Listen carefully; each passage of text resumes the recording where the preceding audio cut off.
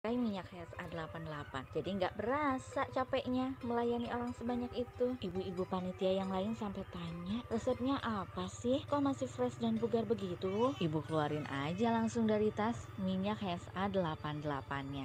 Ini loh ibu-ibu rahasianya. Minyak HSA 88 dengan kandungan rempah alami asli Indonesia, wangi aromaterapinya, hangatkan dan segarkan badan, tidak menimbulkan iritasi, tidak lengket, dan tidak meninggalkan bekas. Aman digunakan oleh siapa saja, tersedia di apotek, toko obat, dan di radio kesayangan Anda. Minyak HSA 88, aroma dan khasiatnya memang jempolan. Bisa Anda dapatkan di Studio Rasika FM, Jalan Maijen S. Parman 79 Kauman Wiradesa Pekalongan. 88,9 FM Rasika Pekalongan. Inilah Ngobras di Rasika. Ngobrol asik di Rasika. Apapun infonya, sampaikan ke Rasika.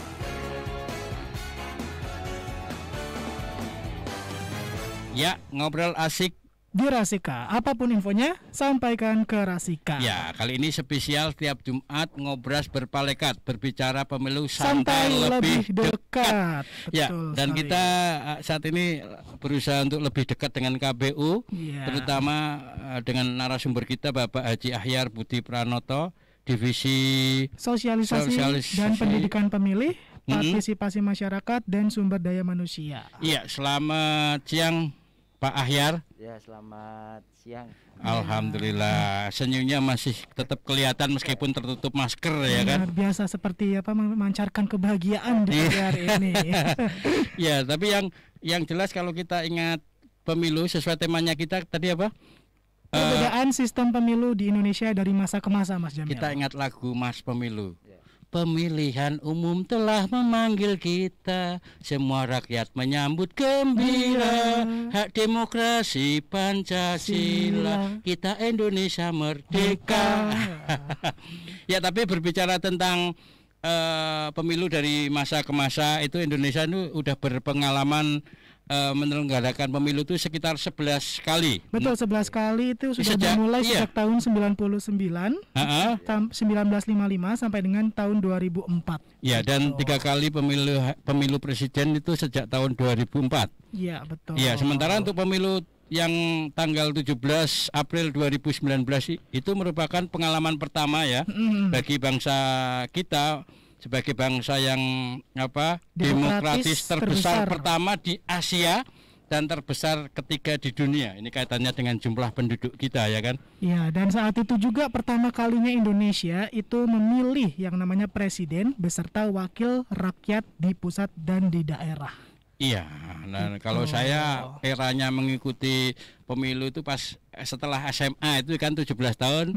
Waktu itu Orde Baru ada 3 partai ya kan, yang kayak apa ini traffic light itu ya, merah, kuning, hijau.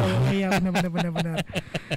Nah, kalau sementara itu nih kita juga sudah bersama dengan Pak Ahyar, kita bakal bincang-bincang seputar pemilu dari masa ke masa. Kalau misal untuk setelah Indonesia merdeka itu kan pada tanggal 29 September tahun 1955 itu sudah mulai ada pemilu pertama. Nah, itu bisa digambarkan sedikit nggak nih Pak untuk kondisi pemilu pada zaman itu di saat Orde Lama itu? Ya, terima kasih Mas Yusuf. Ya, Mas Yusuf dan Mas. Ya, terima kasih. Jadi kita mengenal pemilu dari masa ke masa nggih. Jadi memang pemilu kita diawali di tahun-tahun 55 itu. Ya, nah memang sebenarnya dasar negara kita kan salah satunya Pancasila nggih, dan sila keempat itu kan kerakyatan yang dipimpin oleh hikmat kebijaksanaan dalam permusyawaratan perwakilan. Nah, perwakilan itu kalau diejawantahkan di dalam Undang-Undang Dasar 45 itu kan pemilu itu kan memilih perwakilan kita ya. Jadi pemilihan umum itu diselenggarakan untuk memilih anggota perwakilan rakyat DPR, kemudian DPD, kemudian presiden dan wakil presiden. Memang Undang-Undang Dasar 45 itu kan sempat diamandemen. Iya, sempat diamandemen. Tadinya dari apa ke apa, Pak? Maksudnya? Amandemen itu kalimatnya pas apa ya yang penggantian itu? Ya, penggantian itu kan ada beberapa yang kemudian ada pemilihan yang dipilih secara langsung itu. Oh, kalau dulu ya wakil MPR yang ngangkat presiden. Ya, betul. Dan wakil presiden ya. Nah, memang di pertama itu di tahun 1955 itu kan modelnya perwakilan, jadi sistem perwakilan yang berimbang. Jadi maksudnya adalah dulu itu adalah penentuan calon terpilih itu dengan apa namanya suara terbanyak untuk setiap konstituen gitu. Ya, dulu tuh peserta pemilunya partainya ada berapa tahun 1955 itu? Jadi pada saat itu kan awal-awal kan dibuka gitu ya. Lewat istilahnya kalau sekarang itu kan pendaftaran partai politik begitu ya. Itu yang mendaftar tuh hampir 172. 172? Iya. Banyak banget ya? Iya, banyak sekali karena banyak partai-partai kan ada partai nama-namanya itu partai-partai misalnya partai Tani gitu ya, partai macam-macam, ada Nahdlatul Ulama dan sebagainya begitu. Nah, setiap organisasi atau setiap orang itu kemudian mendaftarkan diri waktu itu seperti itu. Iya, sampai 129. Nah, 129. Terus terseleksi yang terseleksi di tahun itu kan itu pasca kemerdekaan ya, tahun 55 berarti Orde Lama begitu terseleksi melalui parlemen itu ada 28 partai politik. 28 partai politik. Oh, yang masuk parlemen ya? Yang terseleksi itu, ya. Jadi dari jumlah itu kan kemudian ada 4 besar gitu ya, partai yang kemudian mendapatkan kursi di parlemen. Oh ya, kalau nggak salah NU, betul, Masyumi, sama PKI. Iya, bukan ya, betul. Jadi kan ya? PKI, PNI nomor 1 PNI ya. Iya, jadi PNI, Masyumi, NU, kemudian PKI. Iya, betul. Okay. Jadi di tahun 55 begitu. Jadi pada saat itu kan landasan hukumnya itu kan Undang-Undang 7 tapi tahunnya 53. Ya, yang diundangkan pada 4 April tahun 53. Ya, pada saat memang demokrasinya demokrasi parlementer. Jadi parlementer itu maksudnya pada saat kabinet waktu itu namanya Burhanuddin Harahap gitu ya. Jadi sehingga pemungutan suara dilakukan sempat 2 kali. 2 kali itu untuk memilih anggota DPR pada tanggal 29 September tahun 55 dan untuk memilih anggota konstituante. Jadi pada 15 Desember tahun 55. Pada saat itu seperti itu. Ini kondisinya gimana tuh pemilu pas zaman Orde Lama itu ya kan masih carut-marut juga kan? Iya, tapi carut-marut tetapi waktu itu termasuk demokratis karena memang masyarakat waktu itu antusias responnya. Pertama kali antusias responnya pada saat itu. Oh, lagi seneng-senengnya lagi-lagi. Karena awal-awal demokrasi waktu itu. Kira-kira begitu.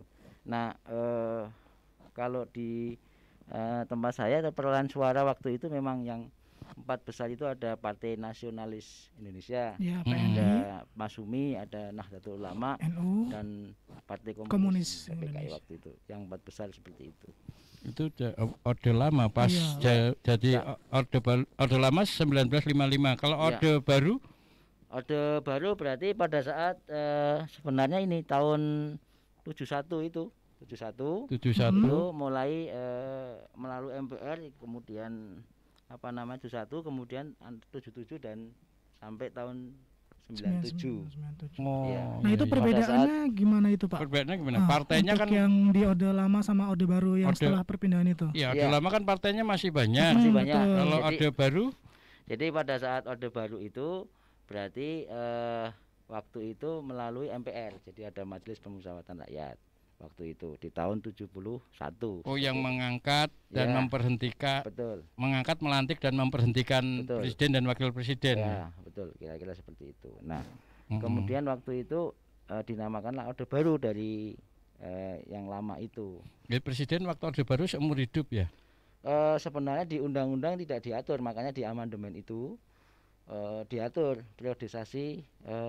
Waktu itu Undang-Undang 45 kan belum ada seperti sekarang, ada pasal E, B, A, B, C dan sebagainya. Oh iya, kalau dulu kalau nggak salah itu dapat dipilih kembali setelah 5 tahun dapat dipilih kembali. Betul, dipilih-pilih terus kepilih terus kan kayak seumur hidup ya kan. Benar. Ya. Cuma diulang aja. Kalau sekarang dibatasi kalau nggak salah ya masa jabatannya itu. Jabatannya 2 periode. 2 periode meskipun saja. Ada usulan 3 periode nambah lagi. Jadi rame ini kan KPU juga pusing apalagi ada usulan ini ya. Pilpres diundur tadi Menteri Bahli atau siapa saya itu usulan pengusaha katanya diundur tahun 2027 padahal kan KPU kan udah sepakat pemilihan Pilpres, Pilkada, pemilu itu serentak. Ini gimana ini? Ya, jadi begini. Saat ini memang tahapan pemilu itu sedang kita ajukan begitu ya. Artinya begini. Sikap kita memang menunggu Pak tahapan itu. Tetapi yang jelas di dalam undang-undang menunggu kayak Roma Irama ya. Sekian lama aku menunggu. Benar. Gini, Undang-Undang 7 tahun 2017 tentang pemilu itu kan memang yang menyelenggarakan itu adalah Komisi Pemilihan Umum. Nah, sebenarnya hari, waktu dan tanggal itu ditetapkan oleh KPU. Hari tanggal waktu ditentukan KPU. Ya, betul, di dalam undang-undang seperti itu. Nah, tapi oleh KPU kemudian kita ada konsultasi, kemudian kita ajukan dengan dewan begitu kaitannya dengan tanggal pemilu. Nah, pemilu itu direncanakan di bulan Februari 2024. Sedangkan pemilihan itu di November 2024. Nah, kalau yang pemilihan, yang pilkadanya itu di undang-undang tentang pilkada itu aturannya malah eksplisit menyebutkan bahwa pemilihan bupati, wakil bupati, gubernur itu dilaksanakan pada bulan November gitu. Berarti sudah pasti di bulan 2024 itu. Nah, sedangkan yang ini kita ajukan ke dewan itu. Tetapi seperti itu. Nah, sampai sekarang memang undang-undang berbunyi sebenarnya kalau dari tanggal yang sudah ditetapkan itu 20 bulan ke belakang begitu. Nah, kita menunggu nih, tapi nanti dalam waktu dekat lah. Mudah-mudahan di tahun ini karena 20 bulan kalau kita hitung kan antara di tahun 22, 23 gitu. Jadi kita persiapan itu sudah kita lakukan seperti itu.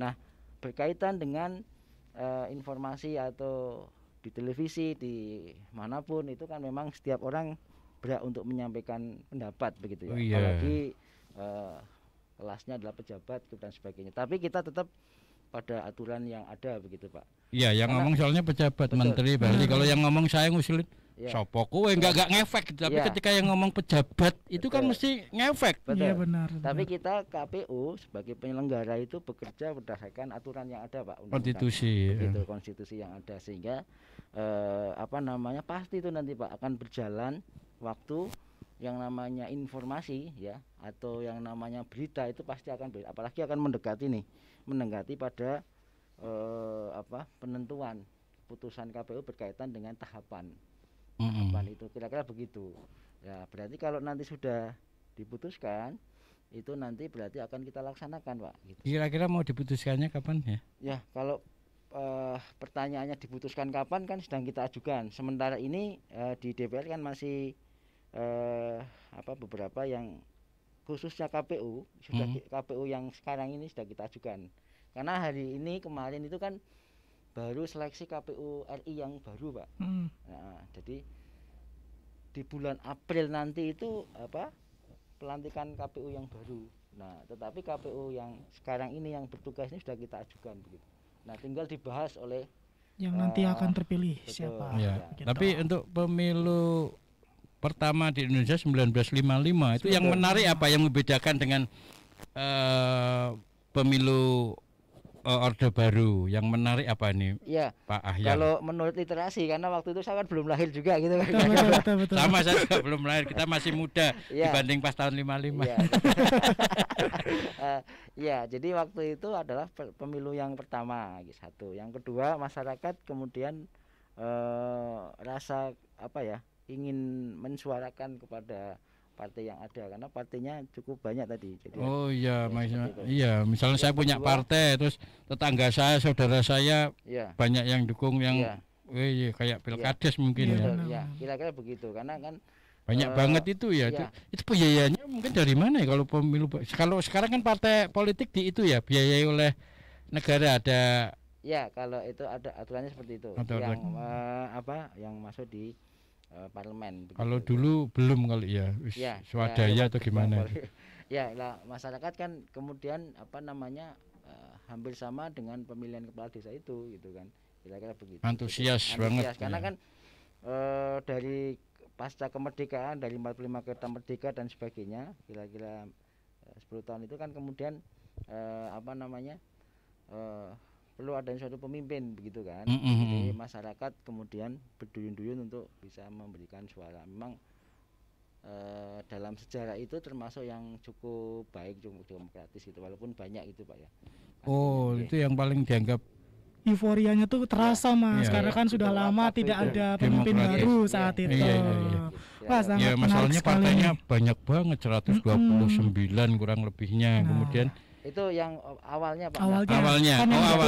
Seleksi hanya ada 29 tadi. Dengan syarat dan sebagainya itu kan Pak gitu. Oh iya yang daftar itu ya tadi yang daftar terus terseleksi yang bisa ikut pemilu sekitar 28 dan kemudian yang mendapatkan 4 besar tuh diantaranya PNI, NU, Mayumi sama PKI.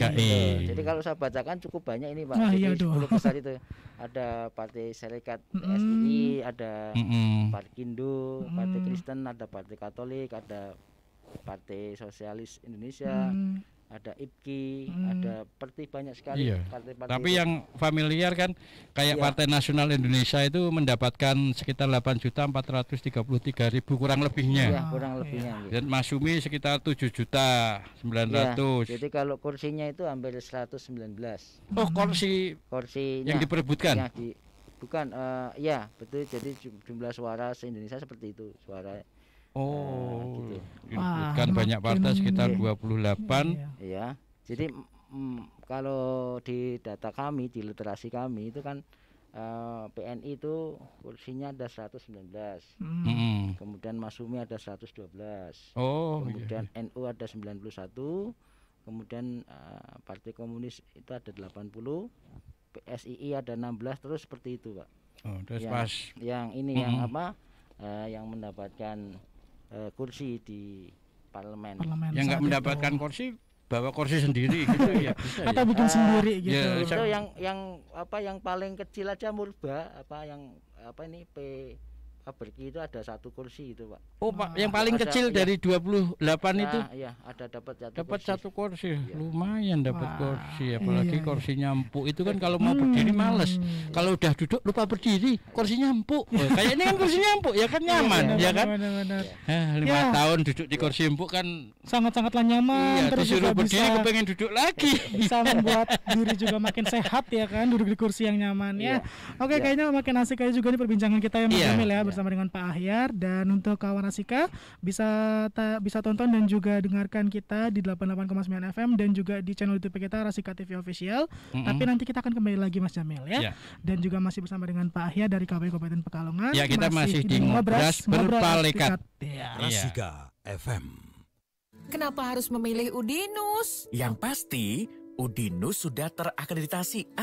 Ini penting, sebab akreditasi perguruan tinggi menjadi tolak ukur saat terjun ke dunia industri. Udinus menjadi kampus IT favorit di Jawa Tengah dengan atmosfer perkuliahan yang mendukung untuk mengembangkan kreativitas dan fasilitasnya lengkap. Sehingga mahasiswa tidak hanya mendapatkan hard skill, tapi juga soft skill yang mendukung saat lulus nanti. Selain itu, alasan apa lagi yang memantapkan kamu memilih Udinus? Puluhan program studi di Udinus menyesuaikan passion anak milenial seperti kita-kita ini. Jadi, sudah tepat kalau kita kudu memilih kuliah di Udinus.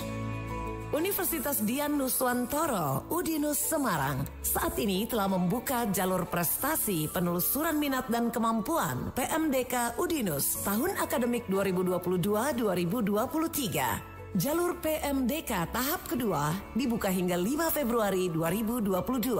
Dapatkan fasilitas bebas tes dan keringanan USPI. Hubungi segera Sekretariat PMB di Kampus Udinus, Jalan Imam Bonjol nomor 207 Semarang, atau klik pmb.dinus.ac.id. Ayo, daftar kuliah di Udinus sekarang juga. Udinus for a better future.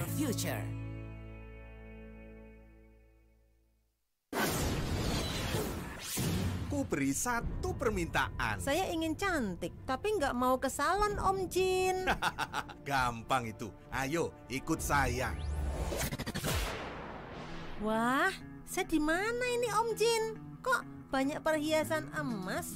Di Istana Jin ya? Ngawur, ini toko emas Nagamas Kedung Wuni. Monggo, kalau mau gelang, kalung, cincin, dan semua perhiasan emas berkualitas, tinggal pilih. Beneran nih Om Jin?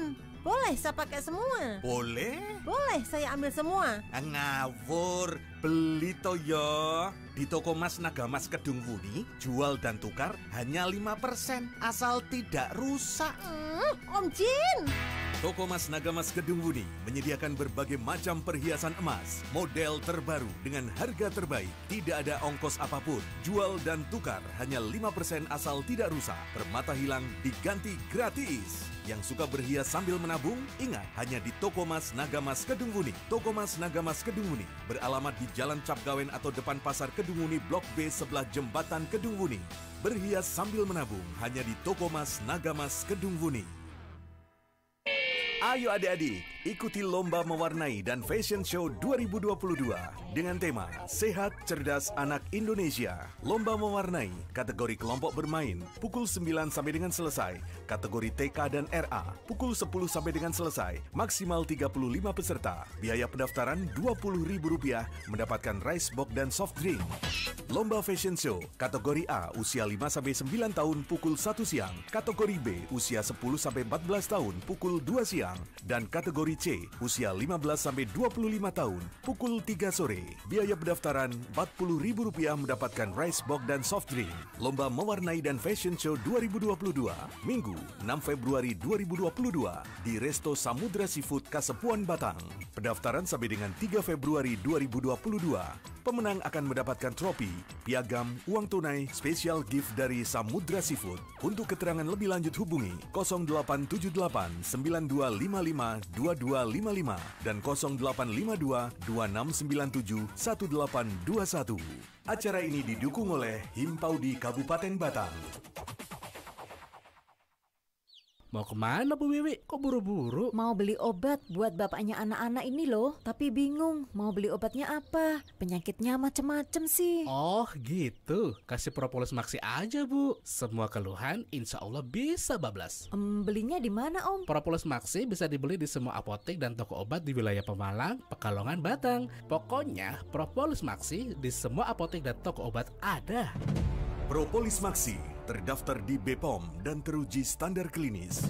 Berkhasiat mengobati penyakit yang disebabkan virus, jamur, bakteri, peradangan, dan infeksi. Propolis Maxi berfungsi sebagai antioksidan dan menjaga tubuh Anda selalu sehat dan fit. Tersedia juga produk mujarab lainnya, madu hitam pahit propolis, angka, pasmak atau pencernaan, besmurat atau bemurat, kolesterol atau moles, serta minyak zaitun dan VCO, dan madu hutan dorsata. Propolis Maxi bisa Anda dapatkan di apotek dan toko obat terdekat dan di Radio Rasika FM Pekalongan. Propolis Maxi, reaksi lebih cepat. Lagu-lagu kenangan siap hadir menemani Anda selama 2 jam. Suasana sisa akhir pekan dengan mengenang masa silam. Inilah Goldies Memories. Hello, hello, hello, hello, hello. Kita jumpa lagi. Lenggang mengorak menarik hati serentak. Hey, hey, siapa dia? Simak Goldies Memories di Rasika FM. Setiap hari Minggu mulai jam 7 malam. Goldies Memories. Great songs, great memories.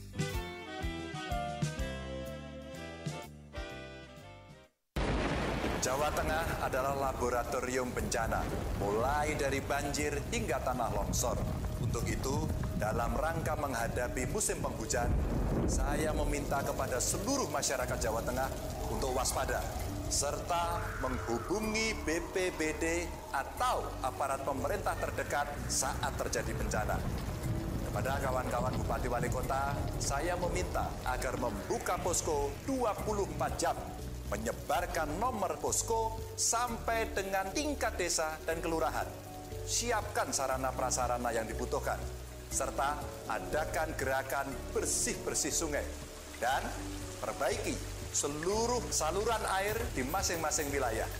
Dan yang tidak kalah penting, seluruh masyarakat, ayo jangan buang sampah sembarangan. Pesan ini disampaikan oleh Badan Penanggulangan Bencana Daerah Provinsi Jawa Tengah. 88,9 FM Rasika Pekalongan. Inilah Ngobras di Rasika. Ngobrol asik di Rasika. Apapun infonya, sampaikan ke Rasika.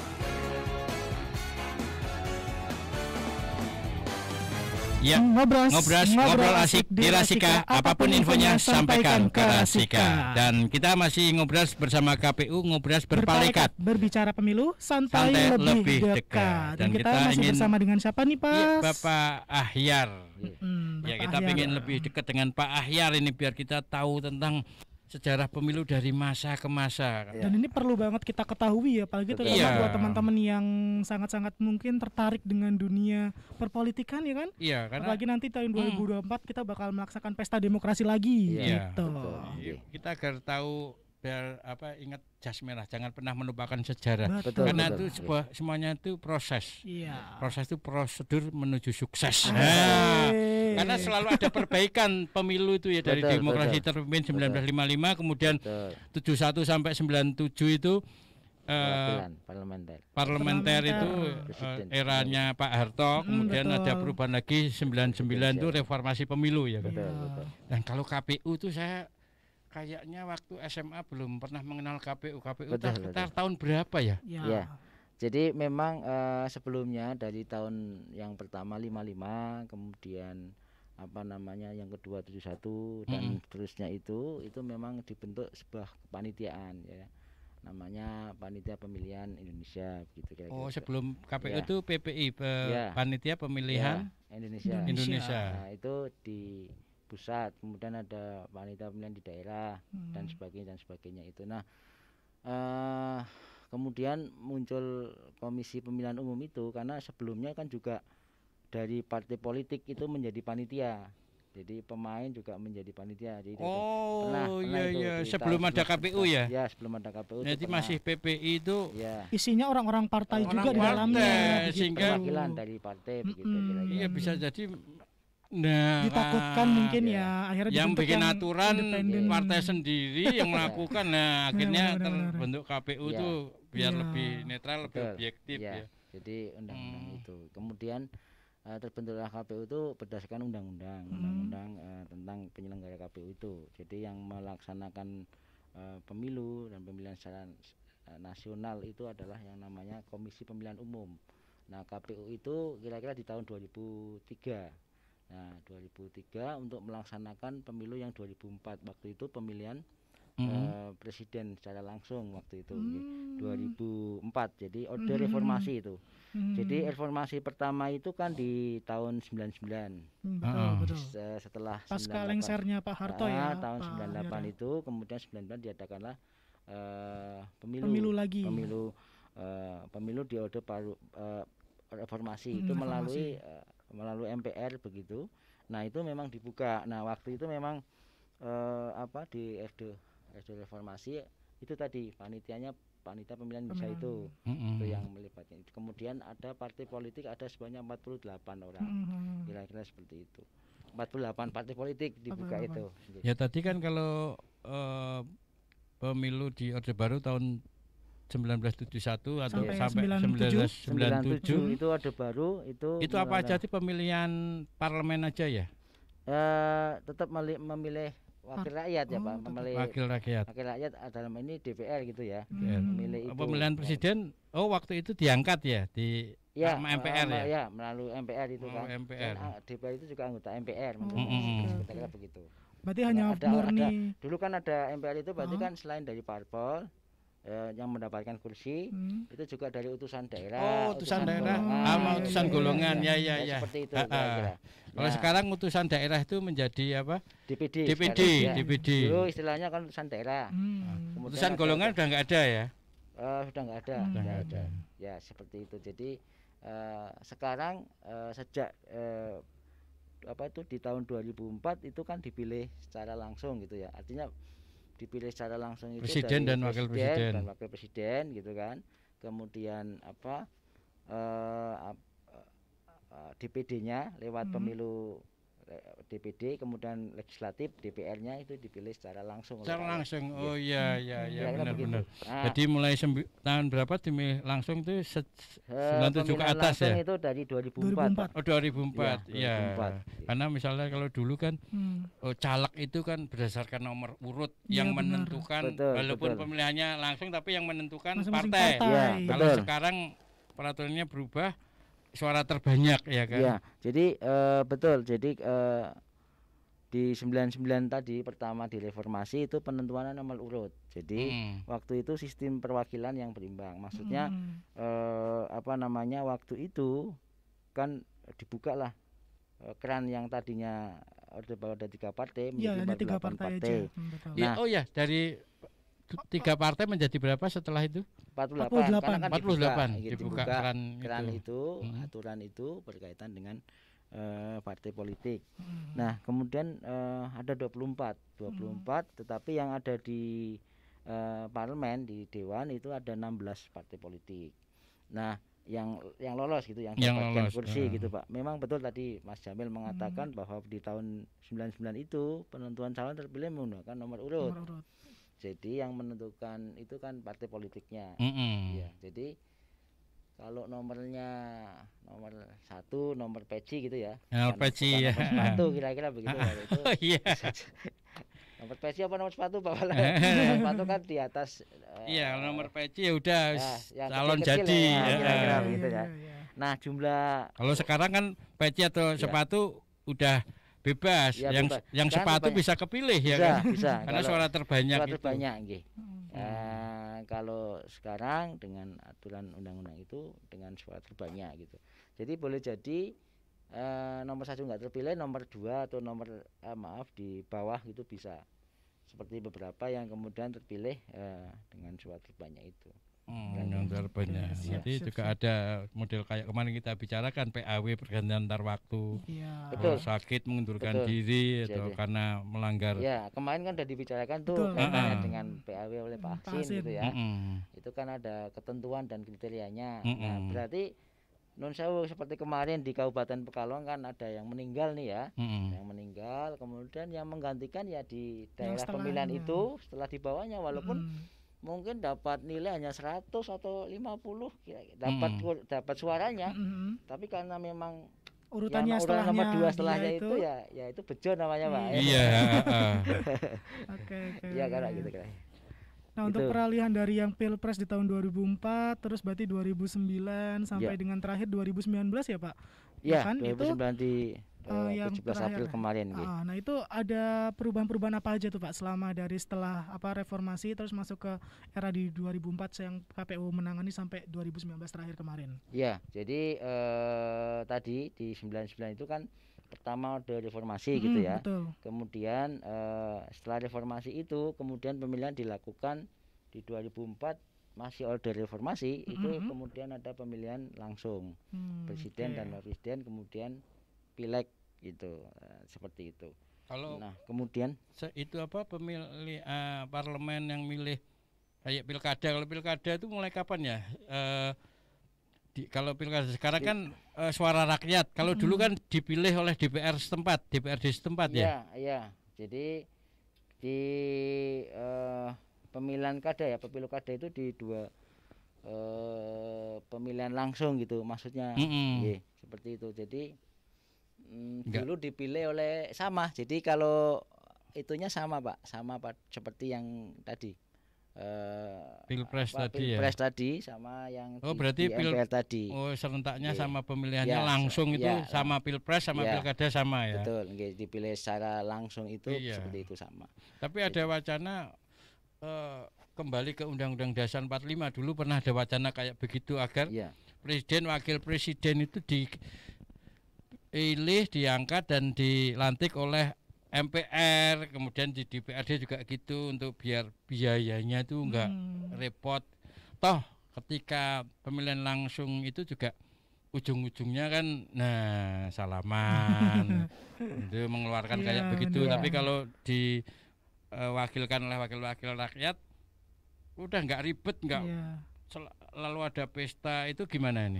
Ya, jadi begini Pak, jadi itu kan sebenarnya dari keputusan Mahkamah Konstitusi ada salah satu elemen masyarakat yang mengajukan judicial review. Lah ini namanya pengamat politik waktu itu Pak Effendi Ghazali. Oh iya Pak Effendi. Ya, itu mengajukan judicial kaitan dengan pemilu yang serentak tadi. Ya, jadi tadinya kan sendiri-sendiri Pak. Presiden dulu gitu. Terus kan. Nanti gantian gubernur dan sebagainya. Dan sebagainya. Jadi pileg dulu, kemudian hasilnya misalnya presiden dan sebagainya seperti itu. Kalau serentak itu maksudnya untuk apa sih? Biar ngirit hemat pembiayaan atau seperti apa? itu. Jadi alasan mereka elemen masyarakat mengajukan seperti itu. Dan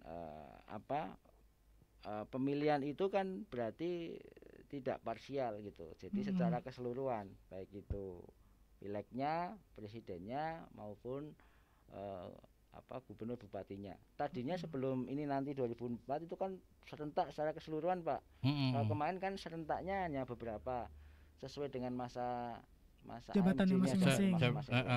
Nah begitu. Tapi kalau presiden kan 5 tahun gitu ya. Jadi sesuai dengan AMJ-nya begitu Pak. Kalau sekarang bupati sama wali kota, jadi terakhir gubernur, kemarin Pak, jadi serentak kemarin ada beberapa yang kemudian terakhir maksudnya beberapa daerah yang serentak ada yang sudah kan. Berarti nanti ini kan harusnya di dua-dua itu ada beberapa pemilihan pilkada baik gubernur itu, tetapi nanti nunggu sampai 2024 karena hasil dari tadi judicial review dari salah satu elemen masyarakat yang mengajukan keserentakan itu. Berarti akhirnya bakal bersamaan Pak, walaupun waktunya berbeda, tahunnya sama. Tahunnya sama. 2024. Tadinya kan tidak sesuai AMC, sehingga nanti seharusnya ada pemilihan bupati atau gubernur di 2022 di beberapa kota di daerah di Indonesia ini, itu nanti akan ada PLT. Oh iya, PLT nanti akan itu menunggu ini Pak. Menunggu. Seperti itu. Yang jabatannya udah berakhir ya selesai. Yang kalau yang masih ada jabatan, yang masih ada jabatan bukan kan selesainya dua-dua kan. Misalnya beberapa daerah misalnya. Oh iya, kayak DKI itu kan dua-dua juga. Ya. Di Batang juga dua-dua. Ini nanti di dua-dua ini bulannya AMJ apa, misalnya di bulan April atau nanti di bulan Mei begitu, karena AMJ-nya itu nanti akan dipilih PLT. Nah, beliaunya sudah tidak menjabat lagi, tetapi nanti bisa mencalonkan kembali di 2024. Itu Pak ya. Jadi tidak ada kosongan. Tetapi nanti serentaknya yang harusnya 22 dilaksanakan tadinya gitu, kemudian menjadi di 2024. Kira-kira begitu. Gitu Pak. Jadi ada beberapa kabupaten kota di sekitar kita maupun di Indonesia termasuk DKI itu yang nanti menunggu 2024. Nah Pak, nih kalau misal di pemilihan sendiri kan ada istilah terkait dengan presidensial threshold ya, atau batas syarat parpol bisa mengusung capres dan cawapresnya. Itu mungkin banyak kawan Rasika juga yang belum tahu nih. Pak Ahyar itu yang sekarang seperti apa sih ya gitu. Batasannya kalau nggak salah berarti benar ya. Iya. Ya kalau nggak salah kan benar ya kan. Itu 20% ya kan, 20%. Kalau dulu sebelumnya berapa persen ya? Yang penting ada persenannya lah. Nah, kalau sekarang bagaimana nih Pak untuk presidensial threshold itu? Jadi kan kemarin kan namanya apa ya ini? Parliament threshold gitu ya. Threshold gitu ya. Jadi batas, ambang batas begitu. Ambang batas yang lolos di parlemen gitu. Nah, aturannya masih yang kemarin itu ya, masih yang 20% kalau nggak salah ya. Kira-kira seperti itu. Masih belum dirubah. Masih belum dirubah. Jadi sehingga nanti kita sesuaikan dengan aturan yang baru gitu Pak. Seperti itu. Sementara karena undang-undangnya pemilu dan itu tidak dirubah, berarti masih menginduk yang undang-undang nomor nomor 7 tahun 2000. Iya. Ada nggak partai politik yang mencapai satu partai politik bisa 20? Belum. Maksudnya ya? 20 apanya 20% kursi. Yang aturan kemarin. Enggak ada yang pernah nggak mendapatkan 20% suara. Ya ada Pak yang maksudnya yang partainya. Yang partainya sebelumnya. Karena untuk mengusung calon presiden dan wakil presiden kan minimal 20%. Kalau maksudnya itu ya. Kalau enggak kan harus digabungkan berapa partai jadi 20. Ya. Pernah ada enggak yang sampai 20 yang partai tunggal, satu partai yang bisa mengusung gitu. Itu. Ya kalau kemarin memang ada sih Pak, kan PDIP itu ya. Oh PDIP ya dulu. Oh iya. Yang kemarin gitu ya. Yang kemarin ya. Kan bisa itu sendiri. Tapi bisa bisa bergabung kan, gabungan partai politik. Ya, malah makin besar, tapi kan partai kecil-kecil yang di bawah 20 kan harus kolaborasi sama partai yang lain agar tercapai 20. Kan mendapatkan tantangan juga, mau pada ngajuin judicial review ke MK. Gimana itu? Nah, kita tentunya kan sesuai dengan keputusan Mahkamah Konstitusi Pak, artinya melaksanakan itu dengan keputusan MK. Nah, selama belum ada keputusan itu ya kita menganut aturan itu. Jadi kalau misalnya tentang keserentakan itu kan kita menganut itu aturan dari MK. Termasuk MK kaitannya dengan keserentakan kan ada 6 pilihan itu nanti. Apakah bersamaan ada istilah pemilu nasional sama lokal begitu, apa itu kira-kira seperti itu. Ya, tapi yang digugat ini kan karena partai-partai kecil tuh mintanya. Kalau dulu mungkin udah jadi kesepakatan, nggak tahu setelah itu tiba-tiba yang merasa kecil berubah lagi, itu ingin dikembalikan ke yang dulu masing-masing bisa mencalonkan masing-masing partai. Itu kalau menurut Pak Ahyar gimana? Kalau semua partai mencalonkan atau bagus memang harus tadi? Kalau kami sebagai penyelenggara kan tetap taat pada aturan yang ada Pak. Jadi kalau misalnya teman-teman peserta dan sebagainya mengajukan leadership monggo saja, karena itu kan diberi hak mereka untuk memberikan itu. Tapi secara kerja lebih ringan mana? Misalnya 20% apa semua partai nyalonkan kan otomatis kertasnya juga buahnya terus lebih repot lagi ya. Kalau saya kerja ya tetap kita kerjakan Pak, termasuk misalnya verifikasi gitu, administrasi dan sebagai aturan yang ada kita laksanakan dengan sebaik-baiknya gitu Pak. Kalau berkaitan itu tetap beban kerja itu kan tetap ada gitu ya. Jadi apapun yang diputuskan ya kita laksanakan Pak. Karena pandangan saya apakah lebih ringan yang sebelumnya, apakah yang terusnya itu kan menjadi sebenarnya itu kan bagian dari sebuah dinamika proses kita melaksanakan tugas gitu Pak.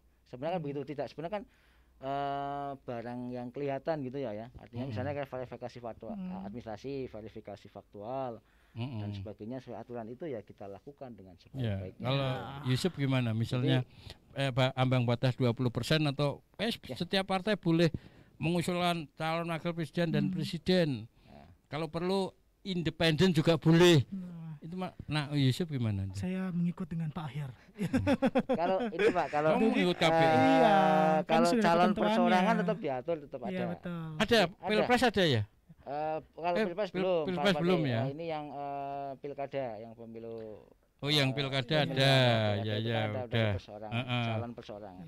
Coba kalau misalnya partai-partai boleh mencalonkan terus ada usulan lagi perseorangan juga boleh. Wih, berapa?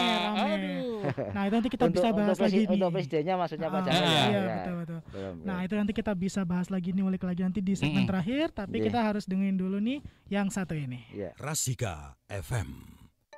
Bu, acara nikahan kan bulan depan. Saya mau diajak Mas Budi buat beli kalung, gelang, dan cincin. Belinya di mana ya Bu? Yang koleksinya baru, lengkap, dan kualitasnya bagus. Oh, ke toko emas Berkah Kajen saja, Dok. Nanti Ibu antar. Sekalian Ibu juga mau beli gelang, biar penampilan Ibu pas resepsinan tambah mompior. Wah, Ibu pancen jos. Kabar gembira untuk warga Kajen dan sekitarnya. Toko Mas Berkah buka di Pasar Kajen. Toko Mas Berkah menjual emas dengan model terkini dan terbaru. Tersedia emas umum, emas hitam, emas Dubai, dan 99%. Beli di Toko Mas Berkah Kajen bisa dijual di seluruh cabang Toko Mas Berkah lainnya. Potongan jual hanya 5% dan tukar tambah 3%. Ayo segera kunjungi Toko Mas Berkah Kajen di Ruko Dalam Pasar Kajen nomor 22 atau sebelah selatan kantor Pasar Kajen. Hidup tidak sehat. Perkenalkan, produk herbal unggulan Indonesia, pelopor jamu tetes di dunia. Bio HSA, jamu tetes. Saya menderita diabetes. Setelah minum Bio HSA 5 tetes 3 kali sehari, sekarang saya sembuh. Hepatitis B dan stroke saya sembuh setelah minum Bio HSA jamu tetes. Saya menderita kanker payudara dan TBC. Menderita sekali. Akhirnya saya sembuh setelah minum Bio HSA. Bertahun-tahun saya menderita ambeien dan mah kronis. Setelah minum Bio HSA secara rutin, 5 tetes 3 kali sehari, tes, saya sembuh. Dapatkan jamu tetes Bio HSA seharga Rp200.000 di radio kesayangan Anda ini. Urgen, Semeru memanggilmu. Erupsi Gunung Semeru, Jawa Timur. Mari bantu ringankan beban saudara yang terdampak bencana. Masyarakat Semeru membutuhkan kebutuhan mendesak, obat-obatan, tenda terpal, selimut, air mineral. 88,9 FM Rasika Pekalongan. Inilah Ngobras di Rasika. Ngobrol asik di Rasika. Apapun infonya, sampaikan ke Rasika.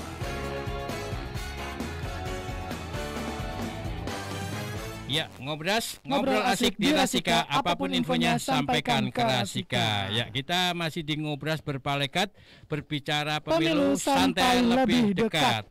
Ya, mengusung tema perbedaan sistem pemilu di Indonesia dari masa ke masa. Ya. Dari tahun 55 sampai nanti 2024, ya kan. Dan kita masih bersama Bapak Haji Ahyar Budi Pranoto SMN. Terima kasih nih kehadirannya luar biasa, memberikan pencerahan buat kita juga kawan Rasika, ya kan. Biar kita juga akhirnya tahu nih ternyata sejarah pemilihan umum tuh di Indonesia termasuk panjang dan harus kita pelajari. Termasuk kita baru tahu partainya tuh yang daftar sampai 130 29. Iya. Kemudian yang terseleksi 28 kalau nggak salah tadi. Betul. Kemudian partai yang besar tuh ada 4 yaitu PNI, Masyumi, NU dan PKI. PKI nomor 4. Nah, akhirnya kita tahu ya. Terus Orde Baru cuma 3. Kemudian Orde Reformasi berubah lagi ada 48. Jadi dinamika politik itu memang sangat-sangatlah kenceng di Indonesia. Kemudian yang terseleksi sekitar 16 partai yang bisa mendapatkan kursi di parlemen. Nah, ini sekarang ini Pak, gambaran pemilu 2024 ini gimana? Yang mau serentak ini ya. Jadi memang berkaca dengan keserentakan kemarin dan juga di tengah pandemi di 2019 kemarin itu kan kita sudah siap nih dengan aturan-aturan yang ada karena aturannya sama. Tinggal nanti pengejawantaannya atau aturan-aturan di lapangan PKPU-nya yang akan kita telurkan begitu. Artinya kita sudah berpengalaman dan mendapatkan apresiasi dari jumlah partisipasi maupun dari jumlah orang-orang yang datang ke TPS begitu. Nah, gambarannya memang minimal nanti kita karena masih diprediksi masih ada pandemi, syukur-syukur sudah kelewat, tetap dan sebagainya. Tetap yang penting di badan ad hoc SDM gitu ya, yang melaksanakan itu gitu, karena memang kesiapan kita dari siap logistik gitu ya, peserta pemilunya nanti gitu kan, kira-kira seperti itu dengan aturan yang ada. Tetap nanti ada pendaftaran partai politik gitu kan, sesuai aturan. Tetap nanti akan aturannya tetap kita verifikasi baik administrasi yang sudah ada maupun yang baru dan sebagainya. Mungkin nanti akan dijelaskan di teknis seperti itu. Nah, kaitannya kesiapan, ya kita nanti butuh banyak penyelenggara, butuh banyak badan ad hoc gitu ya. Baik itu di tingkat kecamatan PPK, kemudian di desa PPS maupun nanti di KPPS-nya. Jadi kelompok penyelenggara di TPS-nya nanti itu. Nah, itu yang penting Pak, karena ini nanti sedang kita ajukan, artinya tapi kayaknya 2024 nggak akan mundur ya, yakin ada Omikron, ada nanti virus apa lagi. Ya. Karena jangan dong, masa enggak, maksudnya mintanya ada virus-virus terus sampai 2024. Iya, makanya ada kekhawatiran dari para pengusaha itu yang minta diundur 2027. Ya, nah, makanya ini semoga ini dengan adanya penetapan 2024 ini optimis udah kita bisa melaksanakan pesta demokrasi Mas Jamil lagi. senang karena banyak hal yang kemudian luar biasa yang bisa mengulik ya Mas. Ya tadi saya sampaikan, jadi mendekati ini itu bahkan informasi itu akan terus Mas, bahkan bahkan ratusan, kalau ini bahkan masih 1, 2, 3 puluhan, nanti akan mendekati, akan terus gitu. Nah itu bagaimana kita kemudian menjawab itu dengan sesuatu yang sesuai dengan aturan yang ada. Nah berkaitan dengan itu memang kita masih berpegang pada aturan yang ada Pak. Jadi di Undang-Undang 7 2017 itu kan tadi sudah jelas ya. Nah sedang teknisnya sedang kita ajukan di bulan Februari. Sedangkan di Undang-Undang 6 tentang pemilihan bupati pilkada itu sudah jelas di bulan November 2024. Artinya kalau ada orang yang menyaksikan, baca dulu aturannya begitu. Nah, karena begini, yang di pilkada, yang di pemilihan itu kan sudah jelas tuh November 2024 sudah ada. Jadi kalau ada orang yang mengatakan mau diundur lagi ya harus baca ulang itu kira-kira begitu. Iya. Kan begitu Pak. Nah, iya, karena banyak KPU, pertentangan. Itu lihat konstitusi, undang-undang jangan dilanggar, udah ada ketetapan ketentuannya. Betul. Nah, kaitannya kekhawatiran masyarakat insya Allah sudah terjawab. Kemarin kan di tengah pandemi kita melaksanakan bisa tetap melaksanakan Oh iya, tetap bisa ya, alhamdulillah. Kan tetap bisa melaksanakan Pak. Jadi, walaupun di sana ada plus minusnya tentunya sebagai penyelenggara kan. Jadi kekhawatiran tadi udah terjawab, kemarin aja bisa kok, iya kan? Artinya kita tidak membanggakan diri tidak, tetapi itu fakta yang ada. Fakta yang ada, artinya kita bisa melaksanakan itu kemudian aman. Jadi misalnya kekhawatiran tentang Omikron atau virus itu belum selesai, itu udah gugur karena kira-kira begitu. Faktanya udah. Kita sudah pernah melaksanakan kok. Ya biasa tahun politik itu biasanya kan rame. Tetap akan cukup panas Pak. Apapun itu bisa. Tapi bisa nggak biar nggak panas tuh diadakan pas musim hujan? ya kan adem itu kan. Mudah-mudahan ini Pak nanti ini bagian dari kemarin itu ya. Nah asik banget nih Mas Jamil, tapi kayaknya kita harus segera sudahi dulu. Nah sebelum kita sudahi dulu nih untuk kali ini mungkin closing statement dari Pak Ahyar terkait dengan perbincangan kita kali ini terkait dengan pemilu dari masa ke masa. Pada Pak Monggo bisa disampaikan. Terima kasih Mas Osi. Jadi bagi pendengar sekalian bahwa pemilu dan pemilihan di Indonesia ini khususnya pemilu ya dari masa ke masa itu sudah dilaksanakan dengan berbagai macam cara. Artinya dari perwakilan kemudian langsung dan sebagainya, itu animo masyarakat itu cukup tinggi. Artinya kalau sekarang kita mengadakan ya jangan sampai kalah dari yang dulu-dulu gitu kira-kira. Apalagi sekarang zaman teknologi, zaman IT makin canggih. Jadi mudah orang kemudian menggunakan hak suaranya lah seperti itu.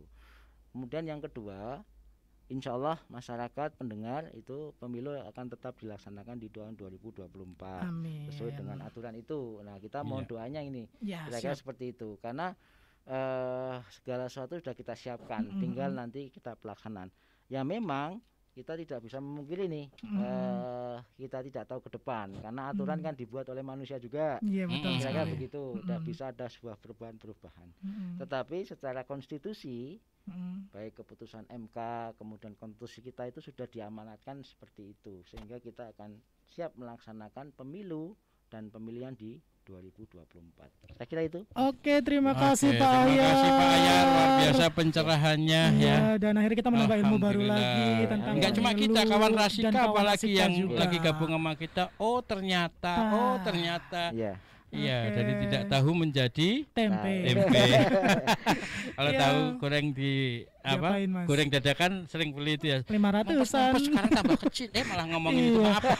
Terima kasih. Salam untuk teman-teman KPU semua dan sukses untuk persiapan menuju 2024-nya dan semoga tetap sehat selalu. Dan jangan lupa bahagia tentunya. Oke, kawan Rasika, nggak kerasa udah selesai berpalekat kita hari ini. Ya, berbicara pemilu santai lebih dekat tiap hari Jumat jam 10 sampai jam 11 ya, bersama KPU.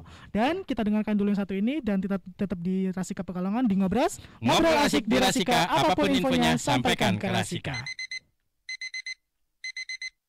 Jam 11 siang, waktu